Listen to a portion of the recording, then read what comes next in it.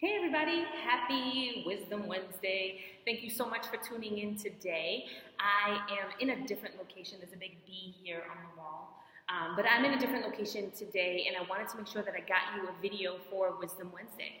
Today I had a plan to talk about something completely different, and then as I was on my way here, I got a call from someone who said, I am freaking out, I'm having an emotional breakdown, and I need you to give me some suggestions on how to be more stable, how to calm myself down. The reason why I decided to talk about this today is because this is the third call like this that I've gotten in the past week. I got one last Wednesday, and then I got one over the weekend, and then I got one today. So I figured if there are 3 people who are calling me about this, then maybe more people might need it as well. So this is what we're going to talk about. We're going to talk about techniques and things that you can do for yourself when you're feeling really emotional, sad, frustrated, angry, and you need to kind of calm yourself down and get yourself to a place where you're feeling a little more stable so that you can make decisions accordingly. All right, so the first thing that you have to do is acknowledge how you feel. If you're frustrated, say you're frustrated. If you're angry, say you're angry. If you're sad, say you're sad. You have to acknowledge it. There's a scripture in the Bible that says, be angry, but do not sin. And to me, that really sounds like acknowledge your feeling. You don't get to break stuff or act crazy, but you get to acknowledge your feelings. That's part of the human experience, right? And we can't rectify what we don't identify. So it's really important that we acknowledge how we feel. Plus, we recognize too that when we're sad versus when we're angry, how we handle those things are 2 very different ways. So the first thing is that you want to identify how do you feel, right?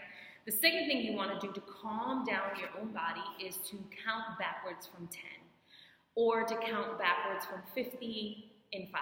50, 45, 40, 35. Now, counting backwards has been used and scientifically proven to help when it comes to sleeping, calming people down. It's used with autistic kids, in anger management. And the reason why it works is because when we count backwards, we're engaging multiple parts of our brain.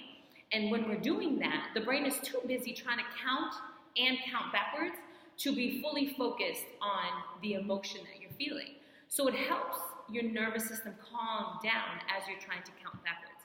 My suggestion is to think of the number 10 to see it, and then to let it dissipate. Think of the number 9, and so on and so forth. I literally put my hand in front of me, 5, 4, 3, 2, 1. And the reason why I do it with my hands is because it engages yet another part of my brain, so it forces me to calm down. The third thing that you want to do is take some time to do some deep breathing. And this is really important for so many reasons. And when we recognize our breath and we take responsibility for our breath and we bring our breathing into a really calm place, it registers in our brain and then travels throughout our body, allowing our body to also calm down and allowing that negative emotion to slowly dissipate. Okay, so what that looks like is you would breathe in for 4 through your nose, hold it at the top of your breath for 4 seconds, and then again, breathing, just like you do in yoga, just like you would do in meditation, just like smokers do. It's one of the things that smokers, when they quit, miss the most, is that time apart from everyone else where they get to just, right? So deep breathing is a really important and effective way to help calm the nervous system and help soothe the body and the mind. And then the last thing that you want to do is you want to strike while the pan is hot, and you want to jump right into some affirmations. So you've acknowledged how you feel, you've done your backwards counting, you've done some deep breathing, and now you want to do some affirmations that counter the negative feelings. So if you're sad, you can do affirmations like, I am happy, I am grateful, I have so much good in my life, there's so much else to be focused on, and just kind of get yourself going that way. And if you're angry, do the opposite. And if you're frustrated, do the opposite. And it's really important that we take action once we're calm to almost solidify this new state that we're in.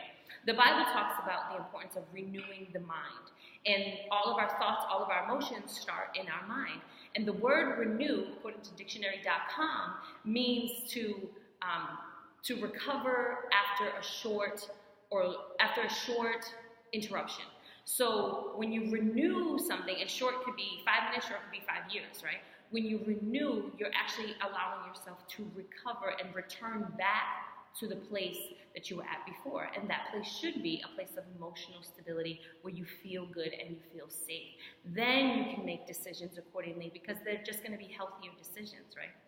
So that's my nugget for you today. To quickly recap, you want to acknowledge the feeling, do your backwards counting, do some deep breathing, and do your affirmations. If you want a meditation on deep breathing, click here. And if you want a video with more information on affirmations, click here. If you like this video, please hit the thumbs up button. If you know someone who can benefit from it, feel free to share it, right? Sharing is caring. And if you like this and you want one of these every week in your mailbox, please subscribe. I don't know where the subscribe button is, but it's somewhere. So meditations, affirmations, subscribe.